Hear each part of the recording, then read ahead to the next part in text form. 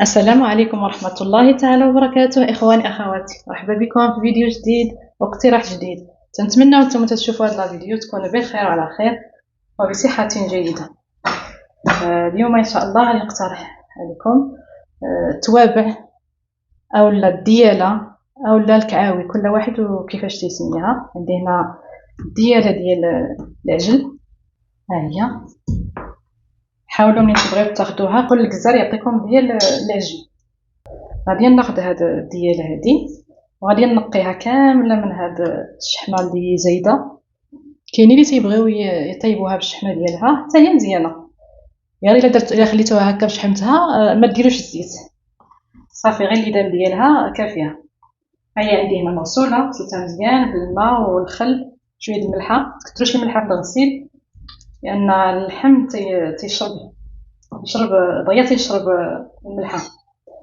غادي نقطعها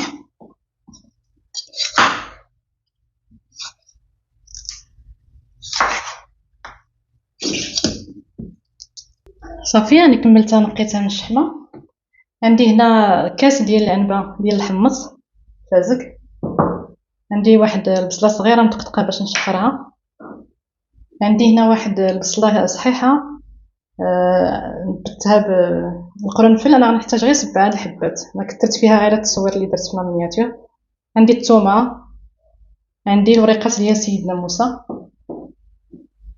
العطريه اولا التوابل. عندي معلقه صغيره ديال التحميره، عندي معلقه صغيره ما عمرهاش بزاف بالخرقوم، نص معلقه د القرفه، 7 الحبات ديال الهيل، معلقه صغيره عامره مزيان مسكينجبير، نص معلقه صغيره بالابزار، الملحه حسب الذوق، والزيت والسمن. غادي نشرملها في وسط الكوكوط.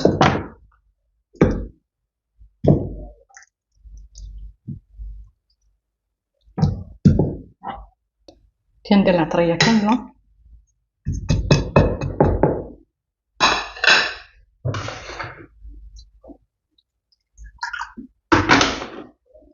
شويه الماء. الا كاين زعفران الحر ديروا فيها، انا في هاد الساعه ما عنديش.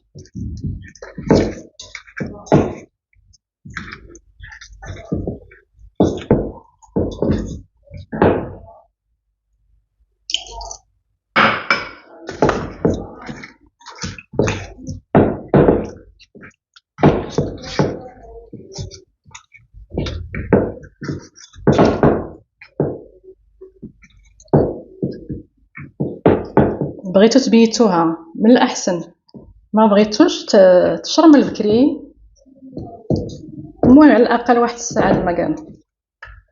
وهاد الوصفات المغربيه القديمه كل ما شرملات وبقات بزاف فهذا الشرموله تجي لذيذه. ما ديروش الزيت في هذا التشرميل هذا. مازال ليا راس الحانوت غادي نديروه حتى نبغي نصب ونزيد واحد شويه.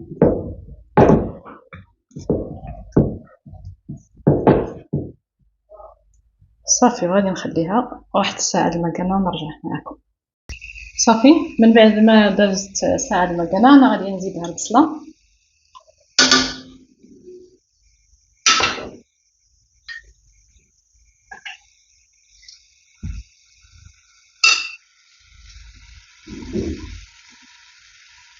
الثومه، السمن الا كان حار بزاف ديروا غير راس ديال المعلقه صغيره. السمن منين يتغير اللون ديالو عرفوه راه حار. كاين بزاف ديال الناس اولا الدراري اللي ما تيبغيوش داك المذاق الحار.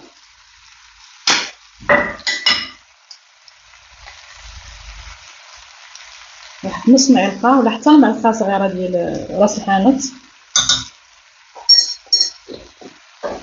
الزيت.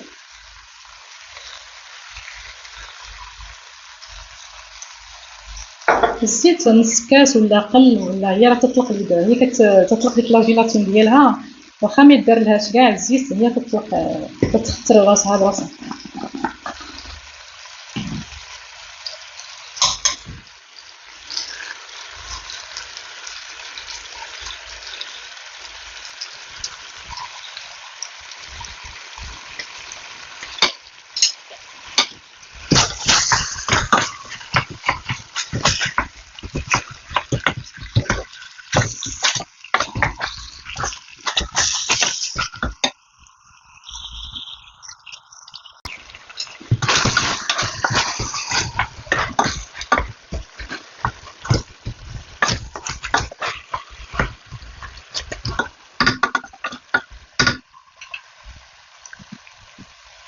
غادي نزيد الماء سخون.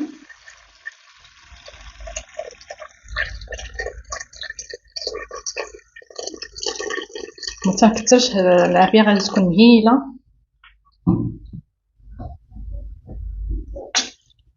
وغادي نقفل عليها. وهي راه ديال العجين القضيه صغيره، ولكن باش نحيد الشك غادي نقفل عليها واحد نص ساعه على حساب الحمص. انا عندي الحمص يطيب على ساعه الا ربع ونشوف. نتوما الا درت ساعه ديروا ليها، ربما تكون شوفوا الديره تكون كبيره، ديروا ساعه وحلوا وديروا قيسوا بالموس. الا شفتوها دايره بحال الكاواتشو عرفوها راها كبيره.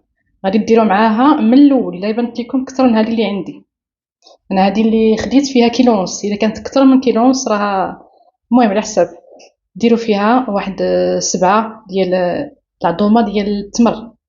اي حاجه كتكون كبيره، سواء دجاج بلدي ولا هكا بقري ولا غنمي ولا اللي كان باش يطيب دغيا. العظام ديال التمر سبحان الله تيهريه. صافي نعاود نقفل عليه وغادي نقص العافيه مهيله بحال الطياب ديال الطنجيه. ومن بعد ما تصفر عاد نقلب ونبقى ساعه ما نعاد نحل. انا راه خدات ليا درت نص ساعه حليت عليها ولقيتها مازال كما كنزا، وعاود زدتها. انا كنقيسها هكا بالقطيب الشوا، يعني يبقى لها القياس غادي يطيب مع الحمص.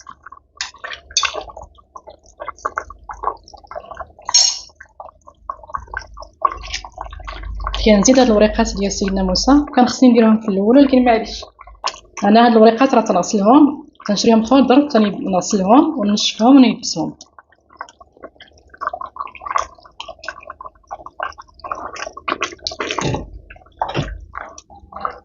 غادي ندير هاد البصله، غادي نحيد حيت راه كثرت. انا درتو كما قلت لكم على التصوير، ما هي غير 5 ولا 6 ولا 7.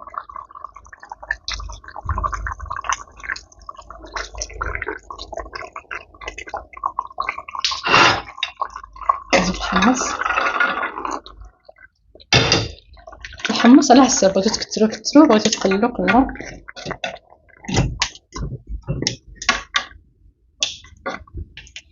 دابا غادي نزيد الماء ديال الحمص. فاش بزقت الحمص ها هو صافي.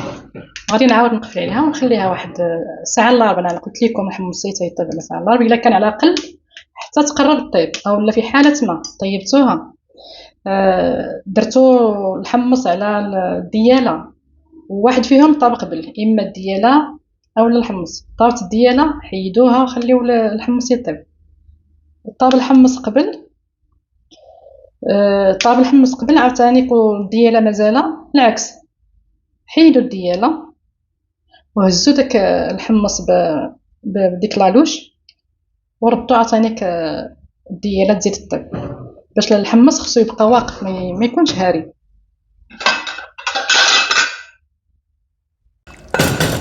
صافي الدياله هي طابت على مهلها وطابت على حقها وطريقها.